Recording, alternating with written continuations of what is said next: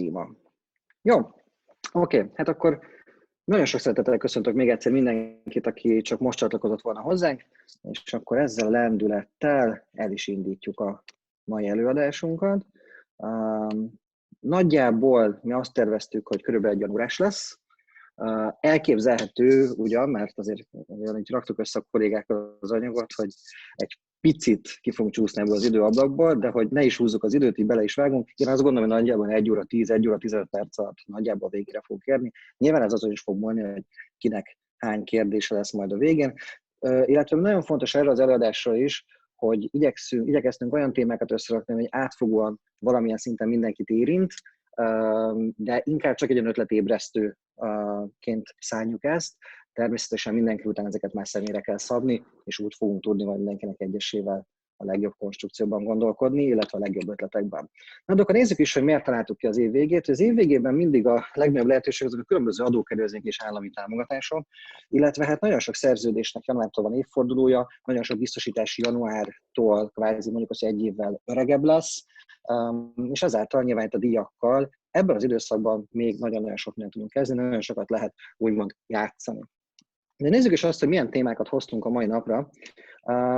Ugye azt említettem már az elején, hogy 3-an fogjuk tartani ezt a mai oktatást. Hamarosan átadom a szót Tar Zsombor kollégámnak, aki első körben az adókedvezményekkel kapcsolatban fog beszélni nekünk. Itt különböző pénztári szolgáltatásokat fogunk megnézni. Aztán az év vége különösen nagy fókuszt, vagy évvégével igen nagy fókuszba kerül kvázi a nyugdíj, mint olyan, a nyugdíj jellegű megtakarítások. Erről én fogok egy ilyen 4-5 szlájdon keresztül, különböző példákon keresztül majd beszámolni, és a harmadik záró etap pedig Sápi Bence kollégáim lesz, aki különböző olyan szerződésekkel fog majd foglalkozni, ami szinte majdnem mindenkinek van, és hát nagyon-nagyon nagy lehetőség van benne, pláne így az év végével, ugye az évfordulókhoz közeledve. És akkor ezzel lendületén át is adnám Zsombornak a szót, és akkor az ő prezentáció következik. Úgyhogy még egyszer, ha valakinek útközben lenne egy ilyen közelítő kérdés, akkor ezt a chat fülbe nyugodtan bele tudja írni. Zsombor, tiéd a pálya. Köszönöm szépen, én is üdvözlök mindenkit. Hasonló előadást terveztem, mint ami 2 hete volt. Inkább ilyen érdeklődés, felkeltés, és ahogy Robi is mondta, ez fontos, hogy mindenkinek személyre szabottan ki tudjuk számolni, hogy pontosan mit fognak jelenteni azok az összegek, amikről szó lesz. Úgyhogy kezdjük is az adóvisszatérítések 2 csoportjával. Itt még hiányzik egy space, Robi nyomjál, mert igen, köszönöm szépen. 2 nagy csoportot különböztetünk meg.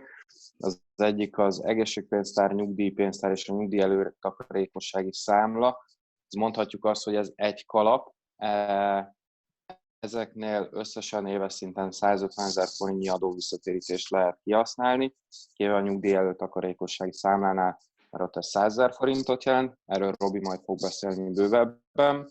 És nagyon-nagyon fontos, hogy ebből a 3-asból, hogyha akár mind a 3 termékem is van, és fizetek be mindháromra, csak az egyik szolgáltatást használhatom ki, vagyis az egyik úgymond számlámat, amire kérem az adóvisszatérítést, és a nyugdíjbiztosítás az viszont egy teljesen különálló kalap, ott pedig egy 130 000 forintos éves adóvisszatérítést lehet kihasználni ennél a megtakarításnál. Mindkét oszlopra igaz, hogy a befizetések 20%-a után jár az adóvisszatérítés, vagyis, hogyha én megtakarítottam 100 000 forintot, akkor 20 000 forint adóvisszatérítést fogok kapni. A baloldali oszlopnál ahhoz, hogy a maximumot kihasználjam, 750 000 forinttal kell feltöltenem a számlámat, a jobb oldali oszlopnál pedig 650 000 ugyanehhez a szolgáltatáshoz jöhet is a következő dia, Robi. Ez így vicces lesz, mint múltkor. Oké, kezdjük. Ugye nekem az egyik fő témám az egészségpénztár és önségjelző pénztár. Ez a 2 termékcsoport 2016-ban olvadt össze, és még nem igazán ismerik az emberek, hogy hogyan is lehet jól kihasználni ezeket a szolgáltatásokat, de nyilván kezdjük az alapegészségügyi dolgokkal, mint gyógyszerek, csecsemő és betegápolási cikkek, szemüveg, kontaktlencse, fogászati szűrés, kezelés. Itt, ami nekem mondjuk úgy, hogy érdekesebb volt, nyilván egy fogtömés is, egy fogszabályzás, egy rutinvizsgálat, minden, amiről számát kérek. Arra is ki tudom használni az adóvisszatérítést. Egészségügyi szolgáltatások, orvosi szolgáltatások, gyógytorna. Szerintem most ebben a covidos időszakban, hogy mindannyian itt vagyunk, én speciál szoktam járni gyógytornára, hogy átmozgasson kicsit, hogy ne rokkanjak bele az itthon ülésbe. Még erről is tudok számlát kérni, és tud járni rá az adó visszatérítés, illetve amivel egyre többen találkozunk, hogy valaki gluténérzékeny, és most már szerencsére gluténmentes élelmiszereket is tudok ezzel finanszírozni. Jó, ugye ez egy nagyon-nagyon nagy csoport, és hogyha a Robi a következő diára lép, akkor elvileg egy kép fog megjelenni. Igen, sokan úgy szoktak erre gondolni, ezekre az egészségpénztári szolgáltatásokra, hogy ugyanúgy, mint egy bankszámlánál, mindenkinek külön kéne rendelkeznie egy ilyen egészségpénztári kártyával ahhoz, hogy ki tudja használni ezt a szolgáltatást, azonban szerencsére közeli hozzátartozókra is ki lehet. Mit jelent az, hogy közeli hozzátartozó? Itt kékkel jelöltem, ennek majd később is több értelme lesz. Kékkel jelöltem mondjuk egy fiatal házaspár, akik 30 évesek mindketten, sárgával vannak a testvérek, a zöld a most született vagy születendő gyerekük, aki már pocakban van, a pirosak lesznek a házaspárnak a szülei, és a sötétzöld a legtetején pedig a nagyszülői vonalat képviseli. Nem akartam telerakni nagyon-nagyon sok karikával ezt az ábrát, ezért sikerült így, de nézzünk egy példát, mondjuk én szeretnék, visszarakhatod még, Robi, jó lesz ez az ábra. Köszi.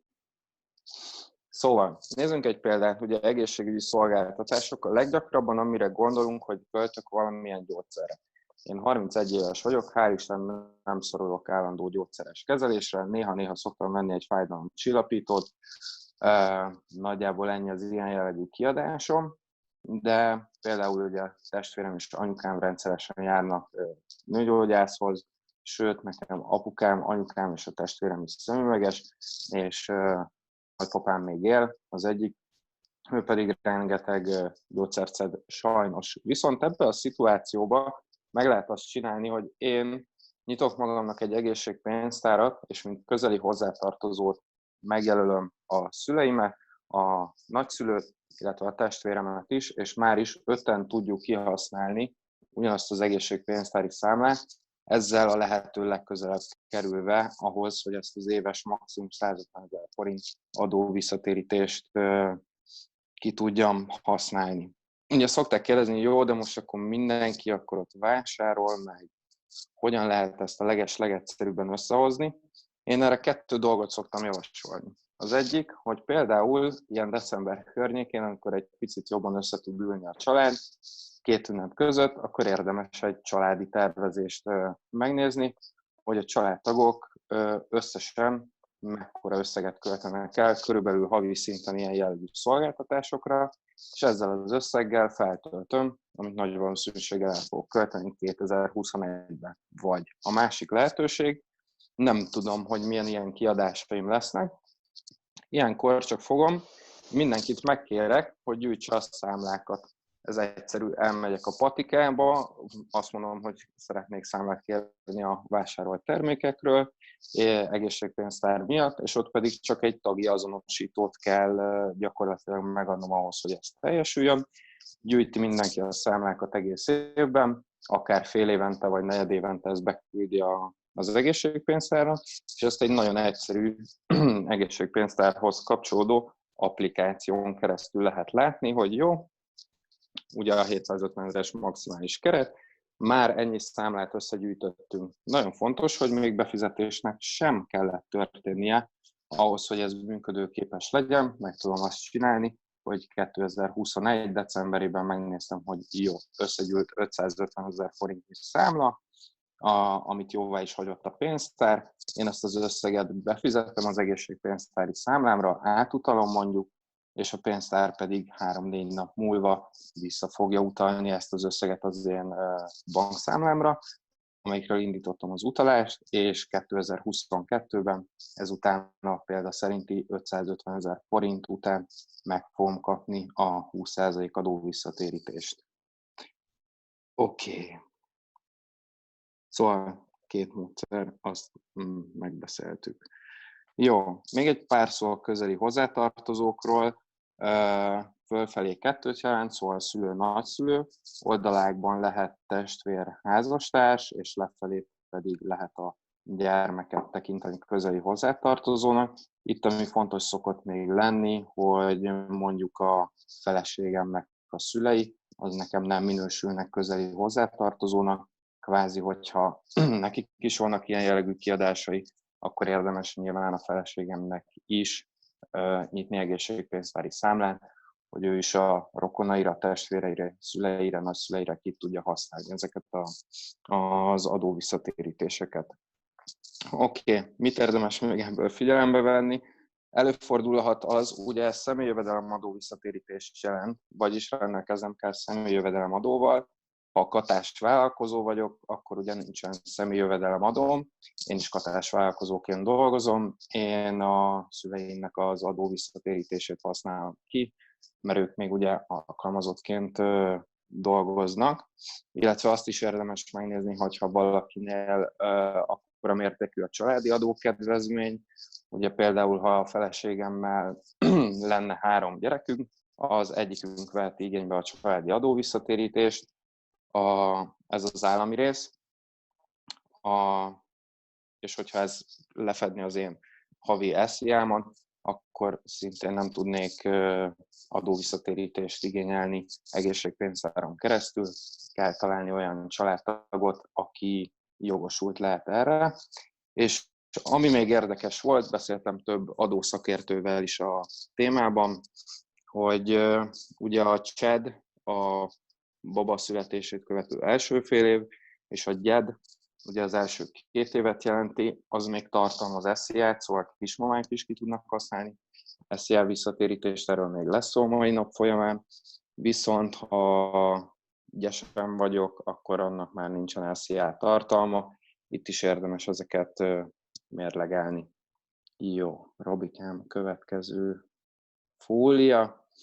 És igen, ami nekem mondhatjuk úgy, hogy egy nagyon nagy misszióm, hogy az önsegélyező pénztári szolgáltatásokat minél több ügyfelemmel tudjam átbeszélni, mert nagyon jó lehetőségek vannak. Fogunk ma beszélni a szülési segélyről, GYED kiegészítésről és lakáscélú jelzáloghitel törlesztőre igénybevető adóvisszatérítésről. Az első a szülési segély. Kicsit buta neve van szerintem, de nagyon szuper jó szolgáltatásról beszélünk. Itt igyekeztem egyszerűen megfogalmazni, ahány közeli hozzátartozón van, aki fizet elegendő személyi jövedelemadót egy évbe, annyiszor 150 000 forint adóvisszatérítésre jogosult az a házaspár, akinek gyereke születik, és hoztam is egy kis példát, hogy ezzel hogyan tud számolni. Például van egy házaspár, akik mind a ketten dolgoztak 2020-ban, januárban fog gyerekük születni, pont is van egy ilyen ügyfelem, és tegyük fel, hogy az egyiknek 1 testvére van, a másiknak 2, és 3 szülő van, aki fizet elegendő SZIA-t ahhoz, hogy bevonható legyen. Vagyis ebben az esetben akár 8 darab egészségpénztárat tudnak csinálni, amivel ki tudják maximalizálni az adóvisszatérítést. Nyilván figyelembe kell venni az előbb említett családi adókedvezményeket, vagy egyéb pénztári termékeket, hogyha például a szülőknek van már önkéntes nyugdíjpénztáruk, és arra használják ki az adóvisszatérítést. Ezért fontos a személyes konzultáció. De tegyük fel, hogy senkinek semmilyen ilyen szolgáltatása nincsen, akkor akár 8-szor 150 000 forintot lehet kapni ajándékba, gyakorlatilag. Hogyan működik ez a szolgáltatás? Ehhez azért be kell fektetnem, nem véletlenül az a szolgáltatás neve, hogy önsegélyező pénztár, és a 180 napos egyenleg, ami az előző fóliának a tetején volt, az azt jelenti, hogy legalább fél évre be kell tennem valamekkora összeget, hogy ezeket a támogatásokat megkapjuk. Vagyis, hogyha a maximumot szeretném kihasználni, ugye ahogy beszéltük, 8-szor 750 000 forintot kell befizetnem az egészségpénztári számlámra, akkor fogom megkapni kvázi ajándékba ezt a 8-szor 150 000 forintot. valaki egy picit csörög-zörög, ha lehalkítod a mikrofont, megköszönöm. Gyorsan beütöm a számológépben, 8x750 000 forint, az 6 millió forint. Ugye sokszor előfordul a kérdés, hogy jó, de honnan teremtsek elő 6 millió forintot? Ugye szerencsére van most ez a babaváró kölcsön, és a legtöbb ügyfelünk ebből szokta finanszírozni, hogy jó, felveszem a 10 millió forint kamatmentes kölcsön, ahol 6 milliót lecsippentek, ezt fél évre kell ismétlen behelyezni az egészségpénztárba, hogy jogosult legyek erre a gyerekszületési támogatásra, vagyis a 10 millió forintomból nagyon könnyen tudok csinálni 11 200 000 forintot mától fél év múlvára, úgyhogy ez egy nagyon jó trükk tud lenni. És itt is 2 dolgot lehet figyelembe venni. Mondtam, hogy van egy olyan ügyfel, akinek januárban fog születni. Nekik az a fontos, hogy most decemberben még a közeli hozzátartozókra megcsinálják a szerződéseket, és megtörténjenek a befizetések. Ugyanis adóévet figyel mindig a pénztár, vagyis ami december 31-ig beérkezik a pénztárhoz, arra fog járni az adóvisszatérítés, amit jövő május-június környékén fogok megkapni. Ha január 1-én fizetném be, akkor az azt jelenti, hogy az már a 2022-es évben fogom megkapni az adóvisszatérítést, szóval itt a határidőkre érdemes odafigyelni, sőt, nem is halasztanám egyébként december 31-ig ezeket a dolgokat. Leginkább én most felírtam magamnak, hogy 2 hét múlváig, szóval ilyen 17-18-a környékén érdemes már legkésőbb meglépni ezeket a lehetőségeket. Szóval ők csak belépnek a pénztárba, és megtörténik a befizetés. Viszont van olyan ügyfelem, akinek november hónapban született meg a babája, ő vele már egyből ki tudunk tölteni egy igénybejelentőt, ami azt jelenti, hogy a pénztár zárolja is azonnal neki fél évre ezt az összeget, és fél év múlva automatikusan fog megtörténni a kifizetés, szóval gyakorlatilag teendője sincsen ezzel a dologgal, úgyhogy egy nagyon kényelmesen a befizetését is, az adó visszatérítését is vissza fogja kapni fél év múlva, és mindez szabad felhasználású van, csak egy születési anyakönyvi kivonatot kell csatolni a belépés mellé. Oké. Remélem ez így érthető volt, ha van kérdés, közben jöhetnek a chat ablakba. Jó, jelzálog célú lakáshitel, vagy igen, lakáshitelhez kihasználható adóvisszatérítés. Mondjuk azt, hogy ez egy sokkal keszekuszább dolog, mint a babaszületésre kihasználható, mert ott befizetem, születési anyakönyvi kivonatot és vissza is kapom. Ez egy picit egyáltalán bonyolultabb, de igyekeztem minél egyszerűbben elhozni ezt nektek. Ennek van egy maximuma, hogy mennyit lehet kihasználni egy évben. A minimálbér, aktuális minimálbér 15%-át lehet havi szinten kivenni a pénztári számlám egyenlegéről, ami jelen évben 24.150 forintot jelent.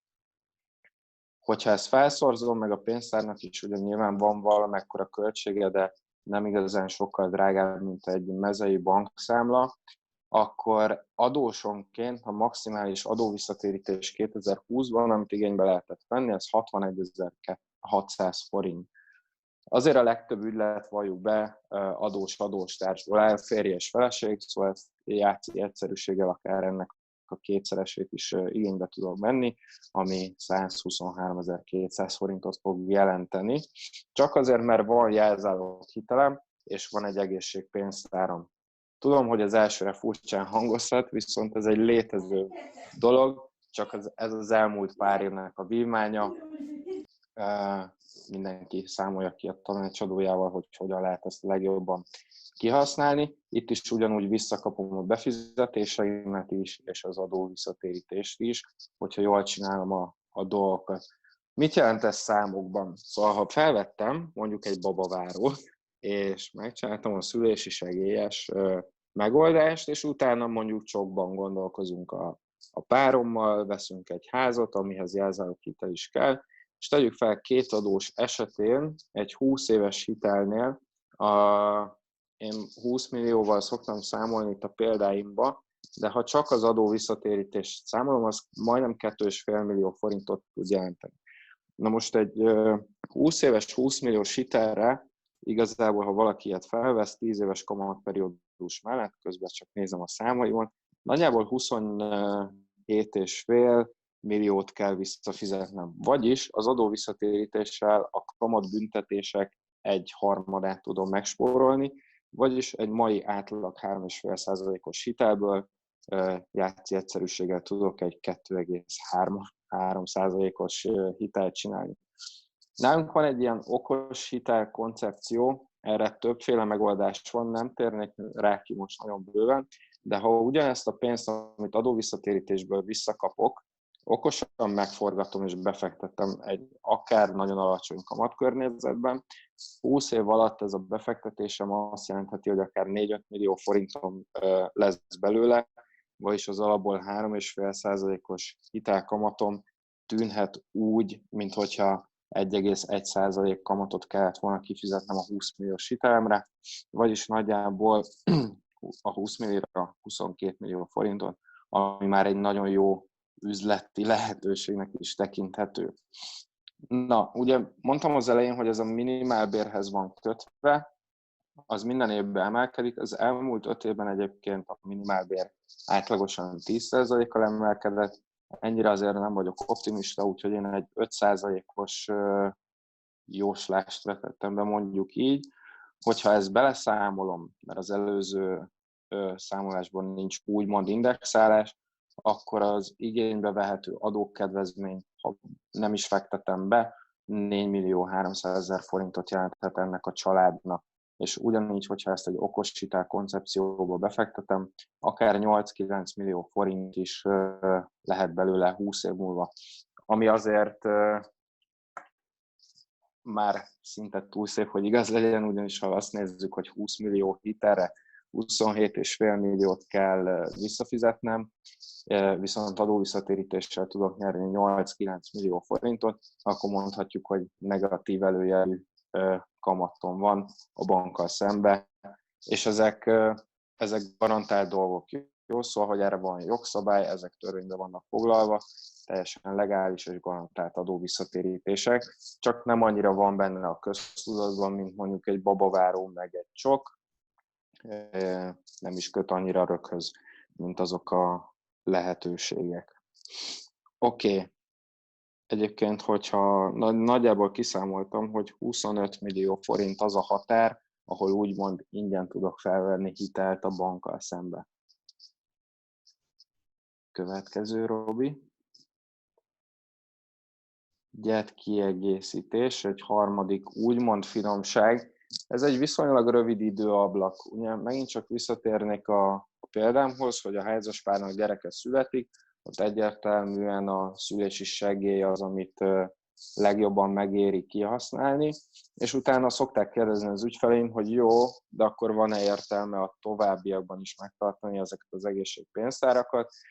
Igen, abszolút van, mert a feleségnek például ugye a nettó fizetéséhez képest elképzelhető, hogy a gyed összege az kevesebb lesz. Itt is számoltam egy példával, hogy például a feleség 250.000 forintot keres, majd a gyed maximumot fogja kapni, ami 161.000 forint.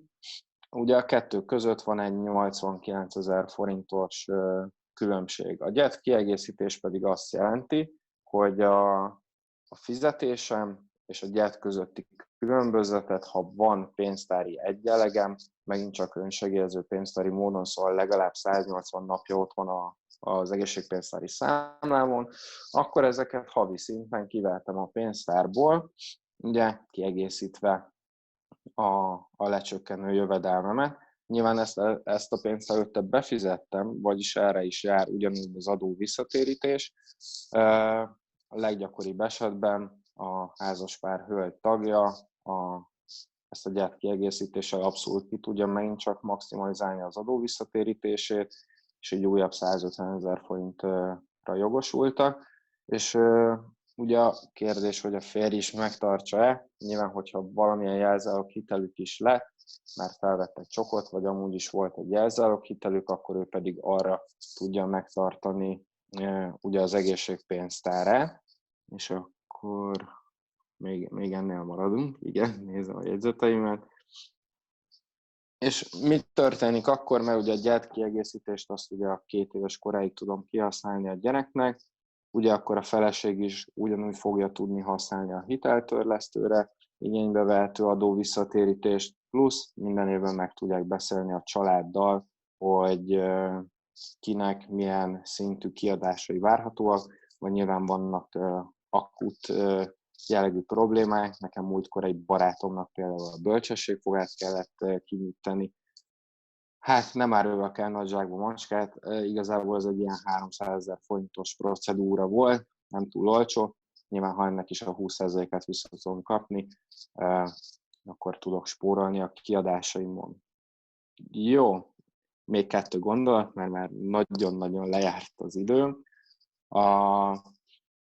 Ezt a szülési támogatást minden gyerek születésénél ki tudom használni. Vagyis, hogyha azt tervezem, hogy szeretnék sokkal ingatlant vásárolni, de még nincsen gyerekem, de 3 szeretnénk, akkor mind a 3-nál azokban az években, amikor születik, ki fogom tudni használni ezt az adó visszatérítést, így megint csak rengeteg pénzt tudok magamnak megspórolni.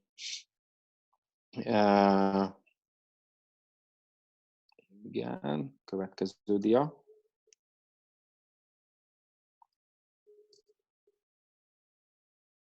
Megvárjuk, hogy végigpörög, addig lehet végig is mondom. Gyakran választható a kiegészítő szolgáltatás az egészségpénztárhoz, meglepő összegért, amit még egyet kattint a Robi, és látni is fogunk. Ezek legtöbbször ilyen havi 85 és 120 forintba kerülnek, viszont tudok kapni egész jó biztosítási dolgokat. Nekem személy szerint ezekből, ami a legjobban tetszik, ez a CT-MRI vizsgálat, vagy valamilyen diagnosztikai vizsgálat, ezek a leggyakrabban előfordulók. Én hobbi szinten a barátaimmal szoktam focizni, múltkor eltört az egyik barátomnak a lábujja, és mondta, hogy ő mindenképp magámba szeretne menni röntgeneztetni, de hogy milyen drága. Meg is kérdeztem, hogy van egészségpénztárad? Van, szuper, pont egy jó egészségpénztárán volt, mondom, hív fel, ki fogja fizetni, és valóban ő nem is tudott róla, mert ezek a havi 85 forintos tételek automatikus beléptetéssel történnek, és így el tudott menni magán kórházba röntgeneztetni vizsgálat miatt. Következő.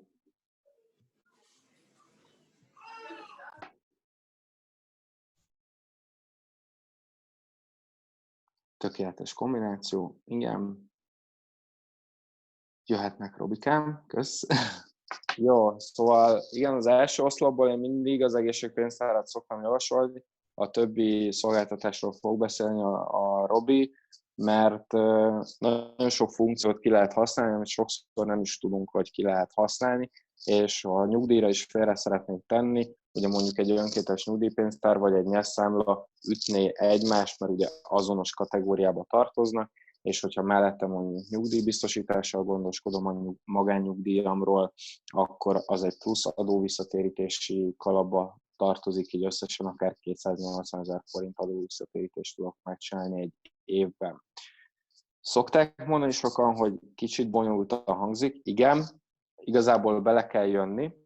Erre van segítség, egy applikáció, ahol folyamatosan nyomon tudjátok majd követni azt, hogy milyen befizetések, milyen számlák érkeztek már be a pénztárhoz, illetve tudom szorgalmazni, hogy vegyétek fel a kapcsolatot tanácsadóinkkal, akik segítenek ennek az ügyintézésében. Én például mindig felírom, hogyha emlékeztetni kell valamilyen ügyfelemet arra, hogy most milyen papírokat kell benyújtani, és így tudjátok maximalizálni az adóvisszatérítéseket. És egy érdekesség vagy átvezetés a Robi előadásában, mert az én részem az ennyi volt.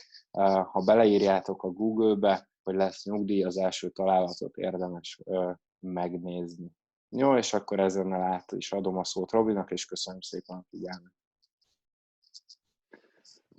Köszönjük, Zsombor! Remélem, hogy sikerült úgy összefoglalnunk így röviden ebben a durván 30 percben a pénztárban rejlő lehetőséget, hogy mindenki talál benne egy olyan szolgáltást, amit a jövőben gond nélkül akár igénybe lehet venni, mert ténylegesen nagyon sok pénzt lehet ezekben úgy találni, hogy tényleg ez egy talált pénz, mert azt gondolom, hogy ez túlságosan nagy publicitást annyira nem is kap. Mi igyekszünk minden ügyfélnek a figyelmét felhívni arra, hogy a pénztárakban milyen lehetőségek is vannak. És megyünk is tovább az én blokkommal. Valójában én a megtakarításokról fogok beszélni, hiszen ezekkel kapcsolatban is nagyon-nagyon sok adókedvezményt tudunk igénybe venni. Én valójában 3 fő topikot szoktam itt megemlíteni. Az egyik az a nyugdíj jellegű megtakarítások. Tehát azt gondolom, hogy az embereknek a megtakarítás az 3 kategóriában szokott csoportosulni. Az egyik, ugye, amit említettem, a nyugdíj. Ennek azért van jelentősége, mert ennél is igaz az, mint minden adókedvezményre, így a pénztárakra is, hogy az adott adóévben befizetett pénzekre kapunk adókedvezményt. Nyilván december elején még abszolút ki lehet használni akár egy éves díj befizetésével, vagy egy nagyobb összeg befizetésével a teljes 2020-as adókedvezményünket.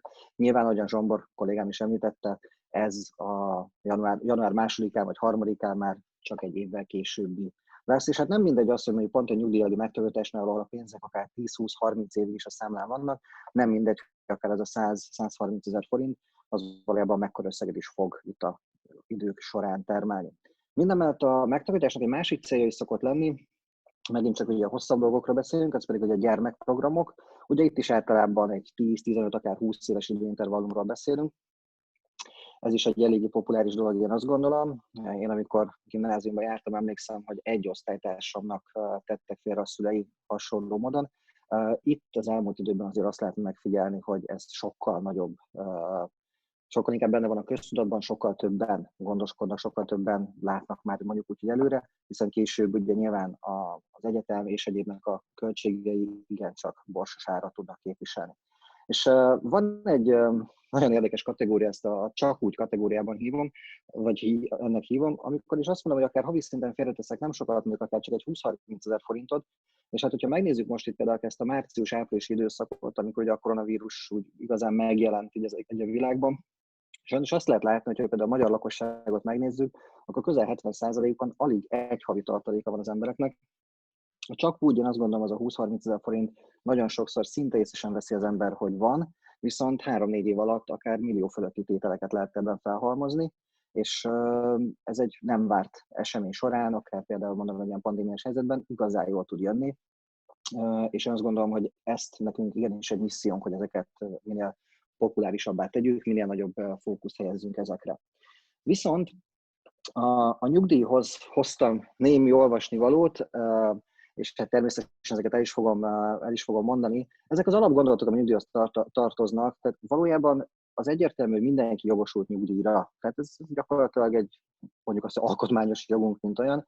Viszont a kérdés az, hogy mennyi is lesz ez a nyugdíj, és hát a probléma az, hogy Magyarországon, és ez nem csak Magyarországra igaz, de szerintem nagyon sokan ismerünk, vagy hallottunk olyat, hogy nem feltétlenül annyira vagyok bejelentve, mint amennyit készhez is kapok a hónap végén. Hát nyilván a hivatalos bejelentett jövedelmükből fogják majd a nyugdíjat kalkulálni, és azt is majd csak az alapján, hogy mi az, amit az adott évben befizettek az emberek, és arányosan mi az, ami nekem ebből jár. Fogunk beszélgetni majd erről a helyettesítési rátáról is, mint olyanról. Magyarországon ez most jelen pillanatban még relatíve jó, mert 60% fölötti, de erre majd fogok mutatni egy példát. Tehát kvázi én az aktuális jövedelmemnek nagyjából a 60%-át várhatom, viszont ez azért évről évre fog csökkenni, és ennek mindjárt meg is fogjuk nézni majd az okát. Itt van egy nagyon fontos, picit ki is van emelve ez a gyakori tévhit, ugye régebben volt az, hogy nyugdíj előtt fél évvel megnyomták mindenkinek a fizetését egy picit, hogy minél nagyobb legyen gyakorlatilag a nyugdíja. Hát ez nem így van, hanem valójában az átlag jövedelmem, amit én a szolgálati időmmel elértem, ebből fogják majd kiszámolni azt, hogy mi az, amire én jogosult is leszek nyugdíjasként. És hát egy szomorú tény az utolsó valójában, hogy ennek a elosztó, kirogó rendszernek, hogyha megnézzük azt, hogy hogyan emelkednek a nyugdíjak, milyen inflációval, stb., akkor azzal tudunk kalkulálni, hogy egy bő 20 éven belül egy átlag nyugdíj az mai jelen értéken nagyjából 50 000 forintnak fog megfelelni. Hát ezt szerintem nem kell hozzá túlnom, hogy lássuk, hogy ez nem túlságosan sok mindenre lesz elegendő. Na de, mi is a probléma a nyugdíjjal? Múltkor egy előadáson hallottam, és nekem nagyon tetszett, hát az, hogy korhad a korfa, és ehhez pedig találtam egy nagyon jó KSH-s lehetőséget, csak ezt nem tudtam belerakni a prezentációnkba. És itt azt lehet látni valójában, hogy az 1988-tól mutatja azt, hogy hogyan alakult kvázi a népesség, és hát leginkább a születendő gyermekek. Ugye lehet látni, hogy most a képernyő közepénél ugye a Ratkó korszak gyermekei járnak, majd utána a 70-es évek vége felé az ő gyermekeiknél is, ott még volt egy nagyobb gyermekszületési hullám, ami közel 80-90 ezer gyermeket jelentett, viszont az elmúlt időben az 50 ezret sem érjük el, tehát gyakorlatilag a kormánynak a legnagyobb problémája az, hogy mindig az aktuális befizetők fogják a nyugdíjasok nyugdíját kitermelni, mint olyat, és hát azért megint ez óriási matek nem kell, hogyha egyre több nyugdíjas lesz, és ráadásul egy nagyon fontos dolog, ami egy örvendetes dolog, ugyanis az elmúlt 15 évben az átlag élettartam 10 évvel nőtt, sőt, egy biztosítós kollégánk említette, hogy 2012-ben született gyermeke, és hogyha a statisztikákat figyelme vesszük, akkor 2012-es mondhatni így évjáratnak valójában a várható élettartama az gyakorlatilag 102. Tehát, hogyha ezt a trendet nézzük, hogy hogyan alakul az egészségügy, stb., akkor azt lehet látni, hogy igenis, szerencsére tovább fogunk élni, viszont hát egyre kevesebb befizetőnek, egyre több nyugdíjas kell tartania, úgyhogy ez a balansz, ez eléggé gyorsan sajnos fel fog borulni. Úgyhogy erre kell mindenféleképpen egy megoldás.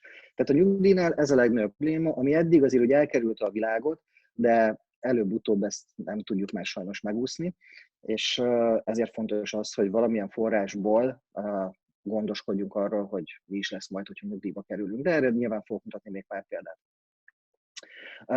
Hoztam is egyet, itt vettem egy, hát talán az átlagnál picit erősebb jövedelmet, de nem egy óriási kirívó jövedelmről van szó. Egy nettó 400 000 forintos fizetésre egy ma körülbelül 40 éves honfitársunk gyakorlatilag körülbelül egy 114 000 forintos hiánnyal kell, hogy kalkuláljon, tehát a várható nyugdíja jelen pillanatban 286 000 forint lenne. És alatta lehet látni még egy nagyon érdekes táblázatot, hogy mi az, amiből ezt a hiányt tudom pótolni, mennyi időm van gyakorlatilag itt a következő 25 évben felhalmozni ezt a fajta, mondjuk azt, hogy nyugdíj tőkét. Nyilván, hogyha az ember ma elkezd erről gondoskodni, akkor ez gyakorlatilag napi 1000 forintból gond nélkül abszolválni tudja. Míg ha csak 3 év múlva kezdi el, akkor már sokkal kevesebb ideje van, ergo ez az összeg majdnem 50%-kal több. Míg ha 5 évig halogatom ezt a döntést, akkor ott már több mint 50 000 forintot kellene félretennem, hogy ezt a 114 000 forintos hiányt pótolni tudjam.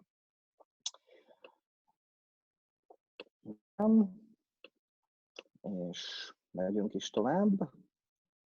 Hát milyen lehetőségeink vannak? Valójában itt megnézzük azt, hogy milyen nyugdíjpillérekből áll jelen pillanatban a nyugdíjrendszerünk, mint olyan. Hát egyszer ugye beszéltünk itt az állami nyugdíjról, ami lesz, csak a kérdés az az, hogy mennyi lesz, ezt nem tudjuk, de valójában a környező országokban sokkal rosszabb statisztikákkal számolnak. Én azt gondolom, hogy nyilván ez nálunk is előbb-utóbb meg fog érkezni.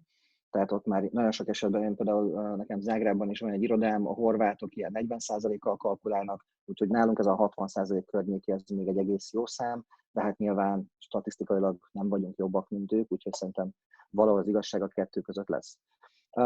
2000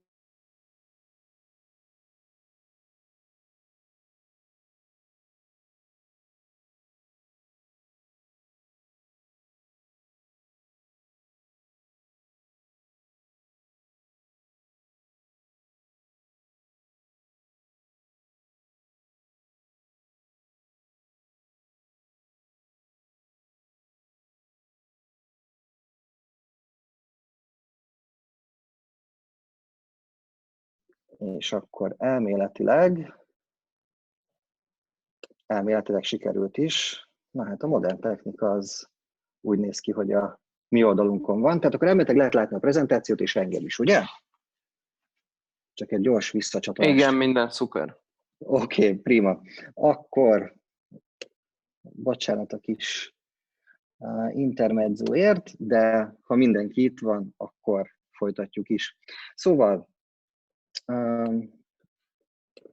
ott tartottunk, hogy milyen nyugdíjpillérek vannak. Ide hoztam is amúgy Wikipédiában gyakorlatilag csak a magánnyugdíjpénztár, hogyha beütjük, akkor egy nagyon érdekes dolgot én picit ki is emeltem belőle, hogy a rendszer gyakorlatilag megszűnt. Ugye ennek volt egy nagyon-nagyon jó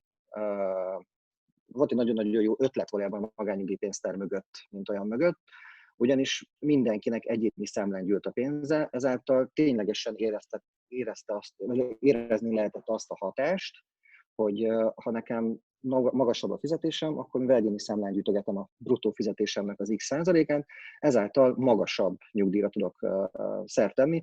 Viszont ezt a rendszert itt az előző válság kapcsán, ugye 3000 milliárd forint volt a nyugdíjpénztáraknál, anélkül, hogy politizálnék, de hát ezek maradjunk annyiban, hogy picit államosításra kerültek. Akkor még azt ígérték, hogy majd a állami rendszer is meg fogja oldani az egyéni számlás dolgot. Hát természetesen 5 évvel később beismerték, hogy hát sajnos a rendszert megvizsgálták, és erre nincsen lehetőség. Úgyhogy hát ez nekünk nem volt annyira meglepő, mert egyértelmű, hogy nem ez volt a cél. De lényeg, hogy magánnyugdíjpénztárral már nem tudunk kalkulálni. Picit ugrok, és a NYESZ-ről beszélnék egy másodpercig, vagy 2-ig. A nyugdíjelőtakarékossági számla az valójában egy nagyon jó koncepció lenne, a problémája az kettős. Az egyik az az, hogy itt az ügyfél saját magának tud különböző értékpapírokat vásárolni. Tehát kvázi abszolút megvan az a rugalmasság, hogy saját nyugdíj megtakarítását ő tudja kezelni, amire úgy szintén megkapja az adókedvezményt. Viszont a problematikai dolognak az az, hogy ha megnézzük a statisztikákat, és nagyjából 10 évvel ezelőtt kötöttünk több ilyen jellegű szerződést is, akkor azt lehet látni, hogy az első 2-3 hónapban érkeztek ezekre a számlákra befizetések, de nagyjából fél év után teljesen megszűntek ezek a befizetések. Na most nyilván hiába, hogy van egy óriási rugalmasságom, az ügyfél nem befektetési szakember, nem fogja ezt napi szinten kezelni, nem fog tudni ezzel foglalkozni, és hát innentől kezdve sajnos ebből óriási megtakarítást nem fog tudni képezni, még akkor is, hogyha kvázi tud tőzsdézni a saját pénzével, mint olyannal. És akkor marad 2 megoldásunk, ez az önkéntes nyugdíjpénztár és maga a nyugdíjbiztosítás, amihez amúgy hoztam egy pici összehasonlítást is, hogy mi az, amire számítunk ezeknél a szerződéseknél. A prezentációnk az most eltűnt megint. Igen. Ugyanis ez lesz az, ami nekünk kell. Szóval mind a kettőről elmondható az, hogy igen, így lesz a jó. Tehát mind a kettőről elmondható, hogy 20% adókedvezmény jár rájuk. Ugye a pénztár az ugye a pénztárak tulajdonságából adódik, hogy kvázi 150 000 forintig tudunk adókedvezményt igénybe venni. Nyilván az összes pénztárra együttesen vonatkozik ez. Tehát, hogyha az egészségpénztár Zsomba az előbb említett ebből kiesik, akkor természetesen, tehát azt az összeget ott már nem tudom kétszer igénybe venni. Míg a nyugdíjbiztosításoknál ugye ez 130 000 forint, ergo egy éves 650 000 forintos befizetésre tudom ezt maximálisan kihasználni. Tehát ez a része az ugyanaz mind a kettőnél. Ami viszont nagyon fontos, és ez egy óriási komparatív előny a nyugdíjbiztosítások mellett, mégpedig az, hogy a nyugdíjbiztosításnak a törvénye, vagy a hátterében lévő törvény, az úgy néz ki, hogy az aláírás pillanatában érvényes nyugdíjkorhatár elérésekor, ami jelen pillanatban ugye az 65, a szerződés megszűnik, és kifizeti gyakorlatilag a biztosító. Ezzel szemben az önkéntes nyugdíjpénztárnál a mindig aktuális nyugdíj elérése esetén, nyugdíjkor elérése esetén kapjuk meg a teljes összeget, ami hát legyünk őszinték, ha abban gondolkodunk, hogy itt a következő mondjuk 20-30 évet nézzük, akkor valami kevés esély van arra, hogy ez 65 év maradjon, ugye az előbb említett korfás probléma miatt. Ide csak 2 példát hoznék, Hollandia és Norvégia, és talán Norvégia ebből a legkomolyabb példa, ugyanis a norvég állami nyugdíjvagyon az a világ legnagyobb szuverén alapja. Egy pár évvel ezelőtt volt róla több cikk is, hogy átlépték az 1000 milliárd dollárt, ami egy óriási pénz gyakorlatilag. Ettől függetlenül Norvégiában a nyugdíjkorhatár az 67.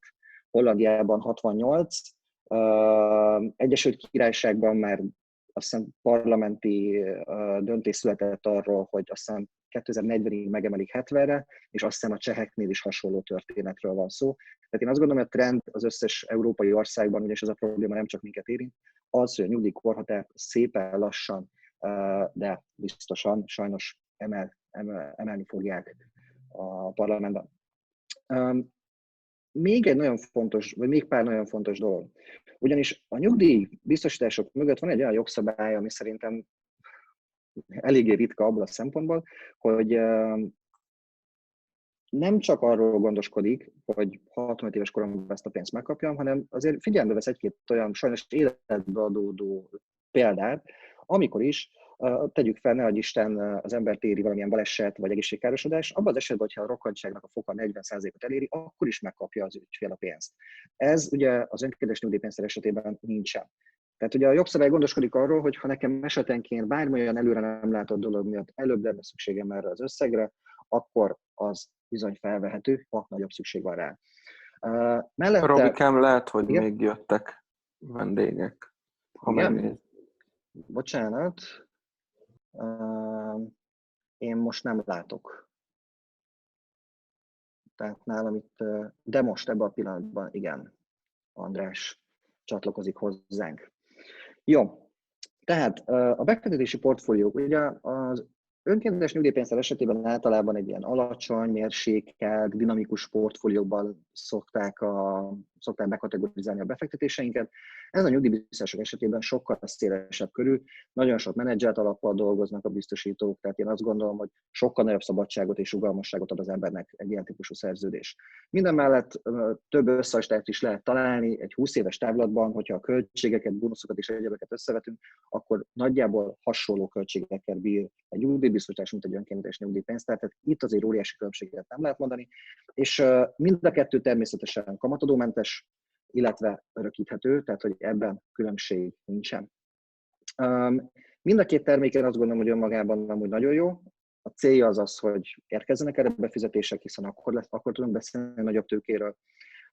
Az egyiknél nyilván attól függően kinek mennyi megtakarítható összege van erre a célra, akár esetenként mind a kettőt érdemes kihasználni, így akár éves szinten 280 000 forintot is mind a pénztári oldalról, mind pedig a nyugdíjbiztosításból igénybe lehet venni, és ezek az összegek azért 20-30 éves távlatban plusz hozamokkal együtt azért bőven 10 millió fölötti összegeket tudnak eredményezni.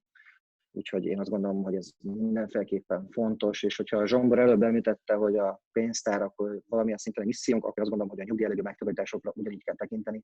Nagyon sok esetben a kérdés az nem is az lesz, hogy mennyi lesz a nyugdíjunk, hanem hogy egyáltalán lesz-e, és hogy ebből ténylegesen a nyugdíjas événket hogyan tudjuk majd megélni. És picit rosszul animáltam a dolgot, itt előbb behozott egy képet nekünk még, és ezt szeretném megmutatni. Ezt a Magyar Államkincstárnak a honlapjáról szedtem le, ami valójában egy nagyon érdekes kategóriát taglal, ez pedig a kattásoknak a várható nyugdíja. Na most itt két fontos dolog van, mivel a kattát úgy kalkulálja a jogszabály, hogy a minimálbért sem éri el, mint hogyha én normál esetben belennék jelentve a minimálbérre, ez itt nem jelenik meg. Másik oldalról pedig még a szolgálati időt sem úgy határozza meg, mint egy normál bejelentett jogviszony, ugyanis csak 70%-ával számol. Magyarul, ha én 40 évig dolgoznék katásként, katásvállalkozóként, akkor az alig több, mint 25 év szolgálati jog, vagy 27-8 év szolgálati jogviszonynak felelne meg, és hát ott is a várható nyugdíjan, hogy a táblázatból lehet látni, hogy azért nem egy izmos dolog. Ugye van egy másik kategória, amikor valaki 75 000 forintos járulékfizetést vállal a kata mellett, ebben az esetben ez teljes szolgálati időnek számít, és egy minimálisan nagyobb összegről beszélünk, de én akkor azt mondom, hogy abból a 25 000 forintból inkább saját magának tegyen valaki félre, és csinálni egy nyugdíjjellegű megtakarítást, biztos, hogy több pénzt fog tudni belőle felhalmozni az évek során, mint a 50 és a 70 000 forintos kata különbözeténél. Jó, és akkor hoztam egy példát, mert nagyon sokan azt mondják, hogy oké, de mennyi pénzem lesz nekem, vagy nem tudom, 20-30 év múlva, hogy én félreteszek akár nem tudom, mondjuk 30 000 forintot, próbáltam egy ilyen napi 1000 forintos összeggel kalkulálni. Ugye itt van még két statisztika, megmutatjuk azt is, hogy 2018-ban 135 000 volt az átlagnyugdíj, és a tavalyi évben sem ért el a 150 000-et, míg a nyugdíjasoknak a 90%-a gyakorlatilag 150 000 forintos nyugdíjat kapott maximum. Tehát ez megint csak nem vetít előre túlságosan sok jót. És az előtte lévő kis csárt az pedig azt mutatja pont a nyugdíjnak a problémáját, hogy míg régebben két aktív dolgozónak kellett akár egy nyugdíjast eltartania, az a következő 20-30 évben meg fog fordulni, és akár egy aktívnak kellene két nyugdíjast, ezt pedig hát valljuk be őszintén nem túlságosan lehetséges. És akkor hoztam egy kis kalkulációt, egy konkrét példát, mégpedig nézzünk egy olyan esetet, őszintén ezt saját magamra vetítettem, bár most már elmondtam 36, de lényeg, hogy az én esetemben, hogyha 35 éves koromban elkezdek félretenni a nyugdíjamra, 65 éves koromig, és ezt 30 000 forinttal teszem meg, akkor mennyi pénz is lesz ebből. Én azt gondolom, hogy nagyon sokan ilyenkor gyorsan fejben kiszámolják, hogy hú, hát ez nem tudom, nagyjából 8-9 millió forint, hát akkor ez nem tudom, egy 10 pár millió. Én még egy pici trükköt raktam hozzá, picit csaltam. És azt mondtam, hogy oké, félre tudok tenni havi 30 000, de mi van akkor, ha minden évben ezt az összeget én 1000 forinttal megemelem? Ez technikailag azt jelenteni, hogy az átlag megtakarításomat valójában 50%-kal megemeltem az évek során, hiszen 30 000-rel indult, és 60 000 forint lesz majd a vége. És hogyha megnézzük ezt a számot, ugye 360-nal megszorozzuk, mint ugye a 30 év, akkor azt lehet látni, hogy a saját megtakarításom az valójában nem is 8-9 millió forint lesz, hanem ebben az esetben, ha jól emlékszem, akkor több mint 16 millióról beszélünk. És itt van egy nagyon fontos dolog, hogy ez csak az én saját befektetésem, ez csak az én saját befizetésem és megtakarításom. Ehhez még nagyon sok érdekes dolog fog hozzájönni. Mégpedig első körben ugye kapunk hozzá a 16 millió 2 mellé, fogunk kapni egy 20%-os adókedvezményt. A 20%-os adókedvezménye, hogyha egy picit kiegészítjük ezt a dolgot, akkor azt látjuk, hogy már is közel 20 millió forintról beszélünk, és ez még mindig csak a saját megtakarításunk volt, illetve az adókedvezmény. Ehhez egy óriási plusz fog hozzájönni, mégpedig a 30 év befektetésemnek a hozama. Amihez rengeteg MNB-s kalkulátorunk van, itt most első körben csak higgyel nekem mindenki, hogy nagyjából 30 éves távlatban ez az összeg meg háromszorozódik. Nyilván, ha valaki picit szkeptikusabb, és azt mondja, hogy hát ez inkább max megduplázódik, akkor is 40 millióról beszélünk, de mondom, ezt egy átlag 7-8%-os kamattal, hogyha kalkuláljuk, akkor körülbelül ez a 60 millió forint fog kijönni. Na már most ez a 60 millió forint, ez önmagában is azért már egy szabad szemmel jól látható összeg, ezért egy picit tördünk a kis csártunkról, és megnézzük azt, hogy mire is lesz elegendő ez a 60 millió forint. Ha azt mondom, hogy én ma 65 éves vagyok, a 60 millió forintot ott hagyom, ahol van, és éves szinten számolok egy 7-8%-os hozammal. Tehát direkt nem egy ilyen földtől elrugaszkodott, nem tudom, 10-20%-kal kalkuláltam, hanem egy olyannal, ami talán még egy picit pessimista is, de maradjunk ennél az összegnél, tehát 7,5% lesz az átlaga ennek. Az azt jelenti, hogy az én 60 millió forintom az éves szinten 4,5 milliót fog hozni, és ez az én megtakarításomnak az éves hozama. Ha ezt leosztjuk 12-vel, akkor kvázi a nyugdíjamat havi szinten majdnem 400 000 forinttal fogom tudni kiegészíteni, és én azt gondolom, hogy mindezt úgy, hogy a 60 millió forintom életem végéig megmarad. Tehát ez a fajta biztonsági érzetem, ez a fajta biztonsági tőke, ez nem limitált ideig áll rendelkezésemben, kvázi életem végéig, ami reméljük, hogy azért nyilván nagyon hosszú ideig fog tartani, és ebből havi szinten majdnem 400 000 forintot ki fog tudni venni az ügyfél. Én azt gondolom, hogy ez egy nagyon-nagyon jó lehetőség, és mondom, itt 30 000 forintról beszélgettünk, nem havi 100 vagy 150 000 forint befizetéséről. És konklúzióként itt a nyugdíj témához kapcsolódóan kiket is érint ez a kérdés elsősorban? Kiknek is szól gyakorlatilag az, hogy tegyünk fel a nyugdíjunkra? Hát ezt nagyon egyszerűen megfogalmaztam, hogy valójában mindenkit érint, de különösen azokat, akiknek magasabb a fizetése, hiszen ők egy nagyobb életszínvonalhoz szoknak hozzá, viszont mind a korfa miatt, mind a helyettesítési ráta csökkenése miatt náluk lesz, ők fogják gyakorlatilag elszenvedni a legnagyobb nyugdíjcsökkenést, vagy igen, nyugdíjcsökkenést, mint olyat. Ezért neki különösen fontos, hogy azt a fajta életszínvonalat megtartva mindenféleképpen gondoskodjanak a saját nyugdíjukra. Aztán ezt nagyon szépen burkoltam, becsomagoltam, hogy akik nem egyezik meg 100%-ban a bejelentett jövedelmük a tényleges jövedelmüktől, itt nyilván 100 millió fajta példát lehetne erre mondani, de hát nem kell messzire menni, szerintem, hogyha csak a vendéglátóipart, építőipart és egyéb szektorokat nézünk, akkor ez egy valós probléma, mint olyan, de hát szinte azt mondom, hogy majdnem mindenhol megjelenik kisebb mértékben. Ugyanis ott nem a borítékból, amit a főnöktől kapok minden hónapban pluszban, hálája jeléül fogják kapni a nyugdíjat, hanem abból, amit ténylegesen a könyvelő be is jelentett. Aztán, ugye az előbb említett egyéni vállalkozók esetében, itt különösen a katások, én azt gondolom, hogy nagyon sok egyéni vállalkozó katásként dolgozik, ott megint csak 100 000 forintos nyugdíjra sem lehet számítani, míg egy katás akár ma havi majdnem 1 millió forintot is ki tud számlázni. Arról még nem tudunk pontosat, hogy jövőre hogyan fog változni, ugye nagyon sokakat érint szerintem ez a 3 millió forint fölötti 40%-os adóvonzat. Én azt gondolom, hogy nem minden akire a Katán belül fogják ezt majd applikálni, ezt a törvényt. Tehát ezen szerintem még lesznek módosítások, pláne itt a koronavírus tükrében, vagy el fogják tolni. Nyilván ezt még nem tudjuk, sajnos nincsen üveggömbünk, de én azt gondolom, hogy a katásoknak így is ez egy nagyon-nagyon fontos dolog, hogy igenis ott kell gondoskodnunk a nyugdíjunkról. Mellett ugyanaz vonatkozik a Kft. Tulajdonosokra, BT tulajdonosokra, akik jellemzően minimálbér vagy fölött egy picivel vannak bejelentve.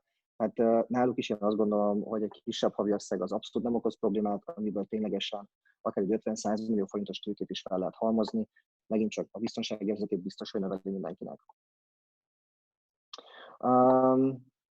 Akiknek kevesebb a hivatalos szolgálati ideje, ugye a katásoknál már erről beszéltünk, de nyilván, hogyha nem tudom, én nagyon sokáig tanulok, vagy éppenséggel sokáig nem dolgoztam, akkor ugye a szolgálati időt nehezebben tudom összegyűjtögetni, ezeket a kis piros pontokat az állami rendszerben, úgyhogy nekik megint csak fontos lesz. És hát leginkább azoknak, akik nem úgy tervezik a nyugdíjakat, hogy az aktív fizetésüknek a 40-60%-ából szeretnék ezt majd finanszírozni, nekik mindenféleképpen ez egy nagyon jó és fontos lehetőség.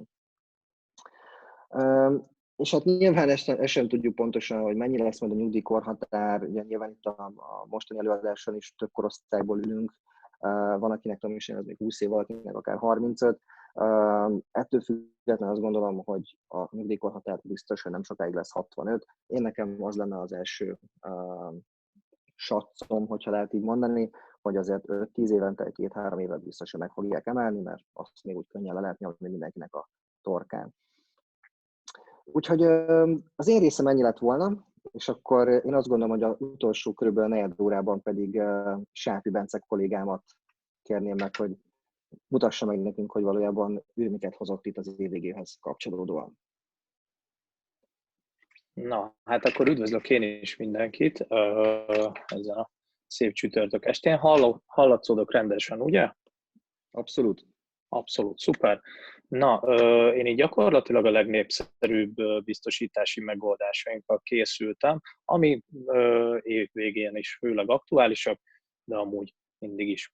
Ezek lesznek a gépjárműbiztosítások, a balesetbiztosítások, a kockázati életbiztosítások és az egészségbiztosítások. Mehetünk is az elsőre.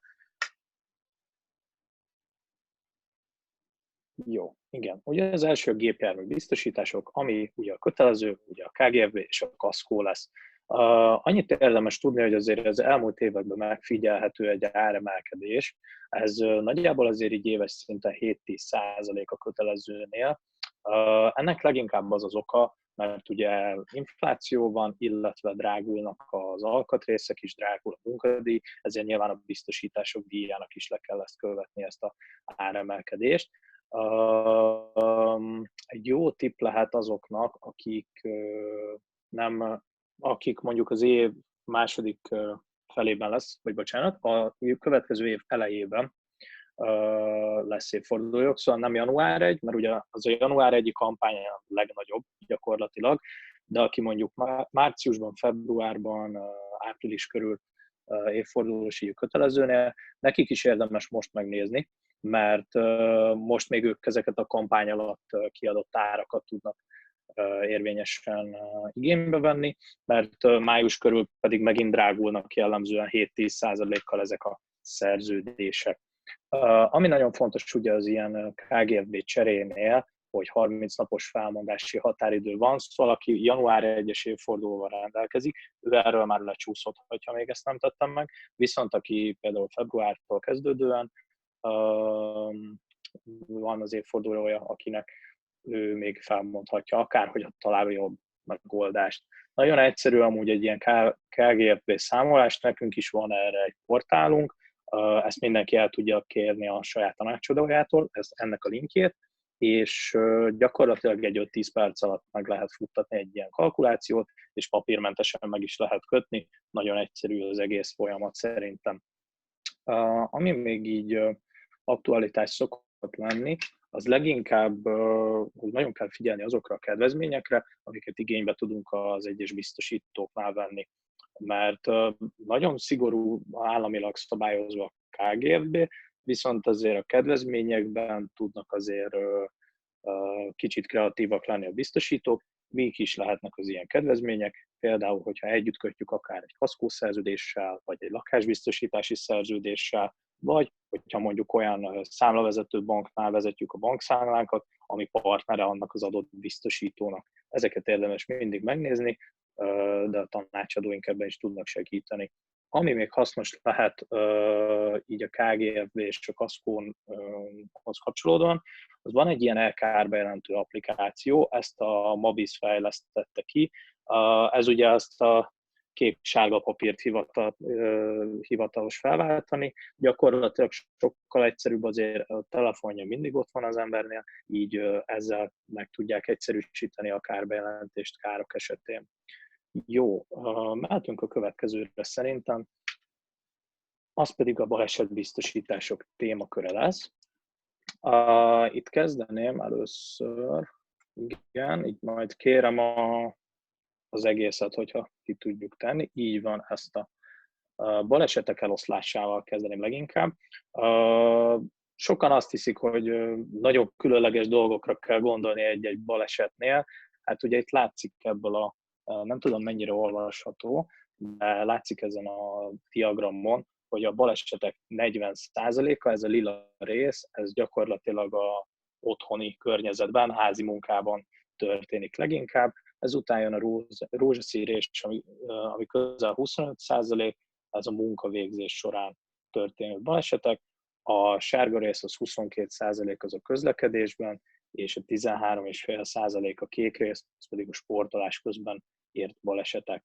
Szóval gyakorlatilag azért baleset az így bárhol érhet minket, csak sokszor az emberek azt hiszik, hogy hát őket sehol nem tudja baleset érni, holott azért ez a négy előfordulás, ez szerintem senkinek az életében nem olyan ritka.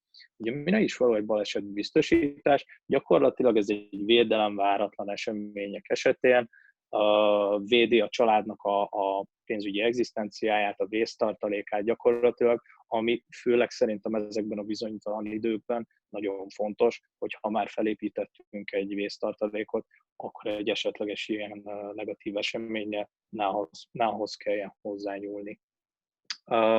Mikre terjed ki egy ilyen biztosítás? Például egy csonttörésre, egy égési sérülésre, vagy akár egy súlyosabb rokkantságra, az ezekből fakadó műtétekre és kórházi költségekre akár. Szóval nagyon átfogó ilyen csomag jellegű termékek, de ezt természetesen mindenkinek személyre kell szabni, nincs egy olyan megoldás, ami mindenkinek a legeslegjobb lesz, ezt érdemes a tanácsadókkal egyeztetni. Ami fontos még, hogy gyakorlatilag a legtöbb biztosítónál 1 és 70 éves kor között lehet ilyen biztosítással élni, és havi 1200 forinttól már elérhetőek, viszont ami azért már egy nagyon jó szolgáltatást nyújt, az kb. 3-3500 forinttól elérhető, és ezekben már jellemzően ilyen 40 milliós rokkantságvédelmi háló is van, és nagyon magas kifizetési összegekkel szoktak rendelkezni. Akiknek ezeket ajánljuk, amúgy gyakorlatilag bárkinek, hiszen sajnos ezek a nem várt események nem válogatnak, viszont akiknek különösképpen, azok mindenképpen a családfenntartók, családosok, ugye hitelekkel rendelkezők, sportolók, és akik sokat utaznak, mert azért a közlekedésben sajnos elég gyakori balesetek sora. Mehetünk a következő diára. És ez pedig a kockázati életbiztosítás lesz. Sokan össze szokták keverni ezeket a balesetbiztosításokkal. A kockázati életbiztosítás az gyakorlatilag egy halál esetére és súlyos rokkantság esetére szóló biztosítás. Gyakorlatilag ugye mondhatjuk úgy, hogy ez fogadás az ördöggel, de ez leginkább a szeretteinket védi, nem is minket.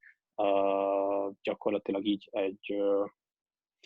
tudunk azután is gondoskodni szeretteinkről, miután egy ilyen negatív esemény tud történni.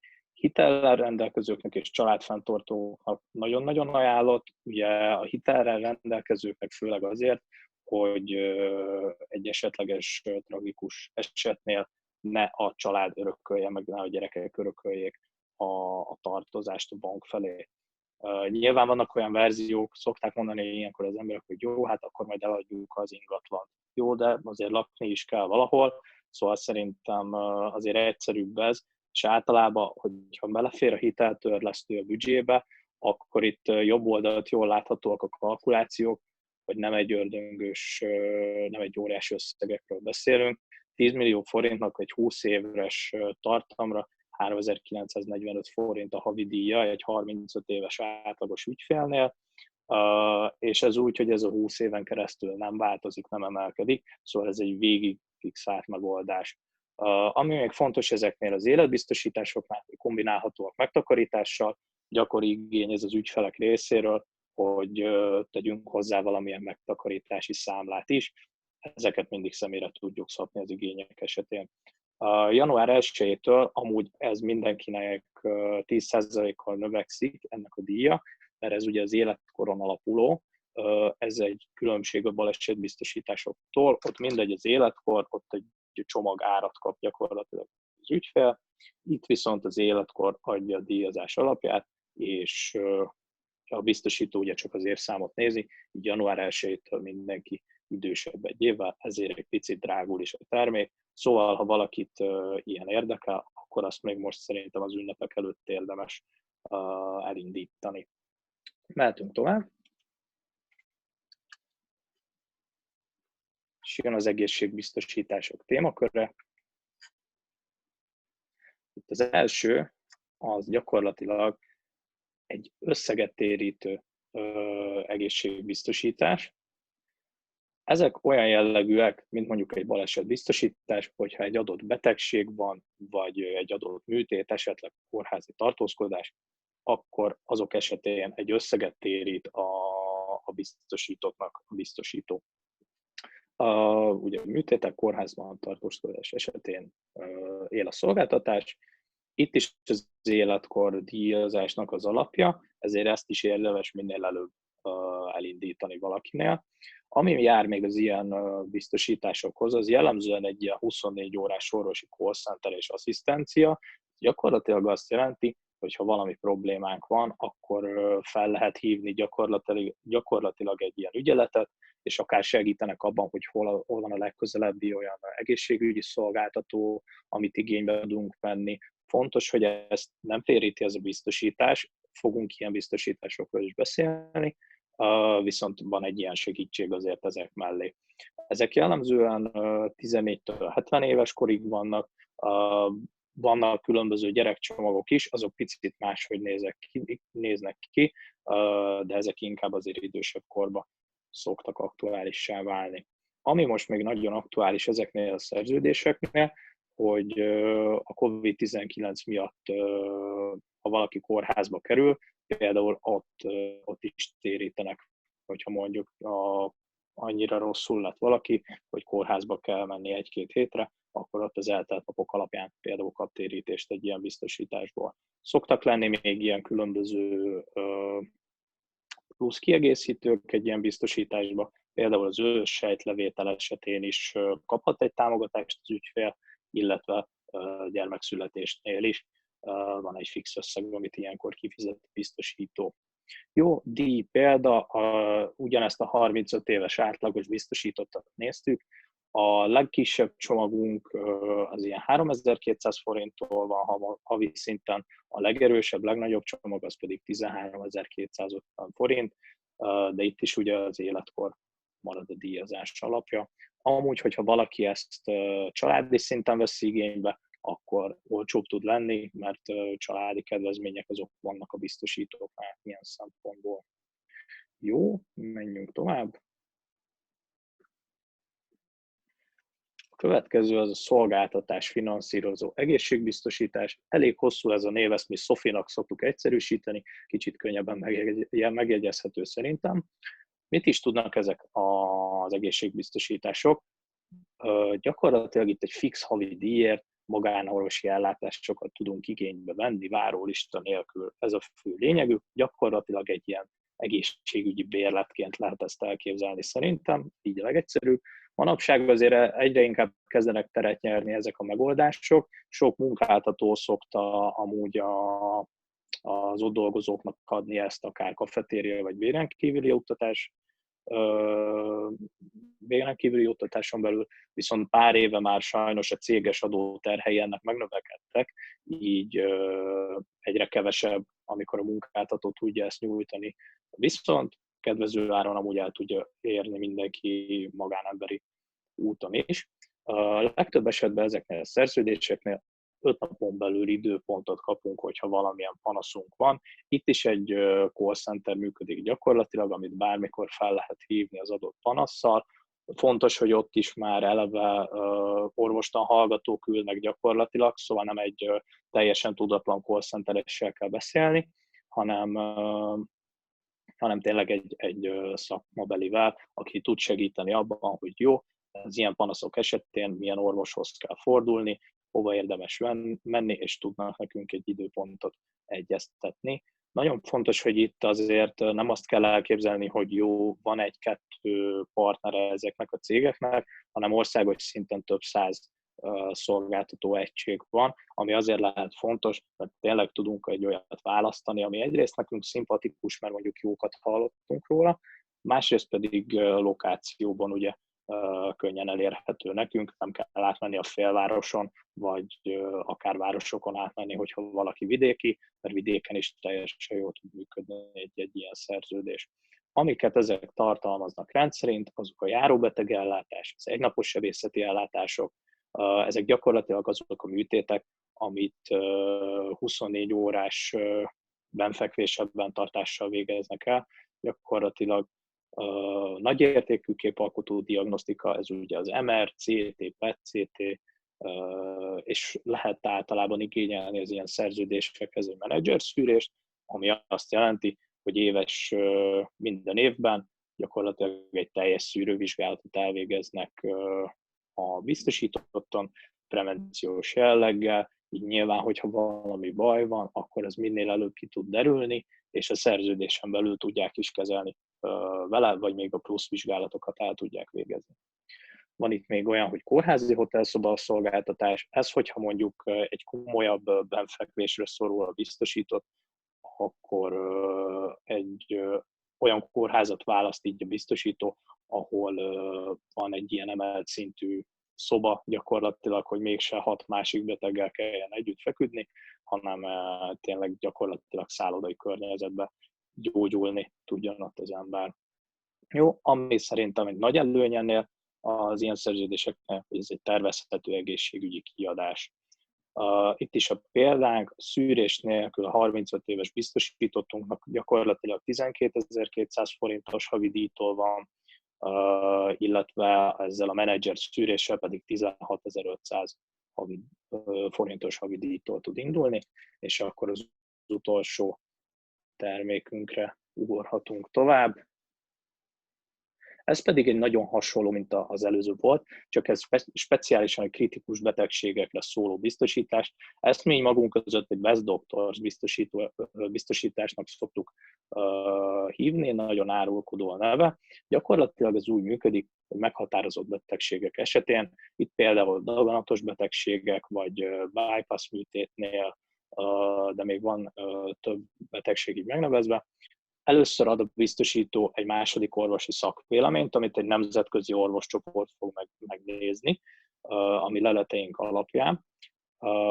És hogyha úgy látják, hogy jó, itt tényleg erről a betegségről van szó, akkor a biztosító megkeresi nekünk az adott betegségnek a specialistáit a világon, és hogyha az Vancouverben van, vagy Bostonban, vagy bárhol, akkor oda ők szervezik az ellátást, az utazást, az ott tartózkodást nekünk, és fontos, hogy egy kísérőnek is, mert nyilván, hogyha az ember beteg és azért elég messzire el kell jönnie otthonra, akkor azért jó, ha ott van valaki egy kísérő, és ennek az egész szerződésnek a keretösszege 2 millió euró, ami gyakorlatilag ugye most több mint 700 millió forint. Én úgy gondolom, hogy ha pénzzel lehet egészséget venni, ennyi pénzen biztos, hogy ezt meg lehet oldani, és hogyha arra az adott betegségre van gyógymód, akkor azt meg lehet találni ennyiből.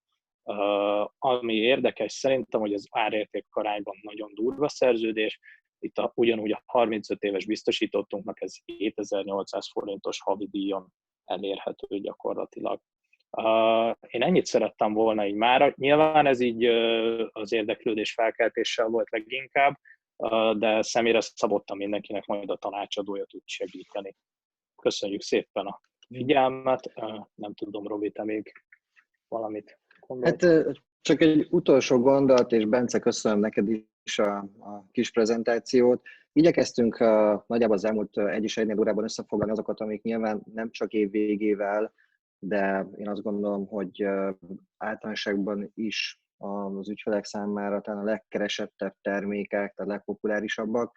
Én azt gondolom, hogy ezekből próbáltunk, amit bele tudtunk súvasztani ennyi időbe, azt bőven ilyen figyelmfelkeltésként ezt remélem sikerült átadnunk.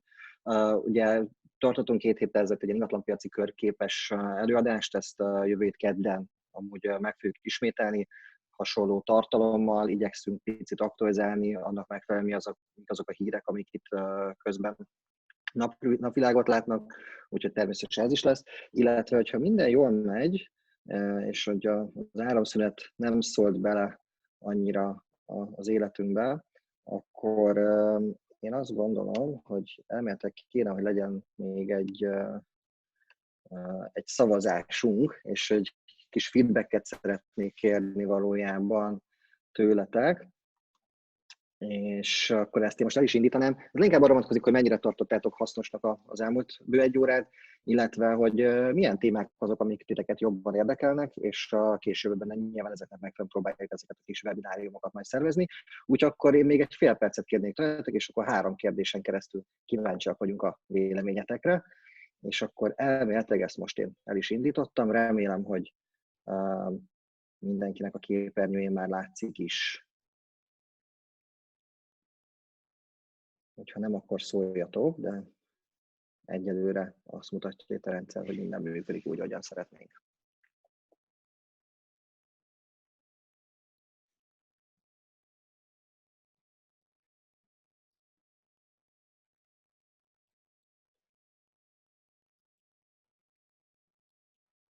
És nagyon jó, már érkeznek is az adatok.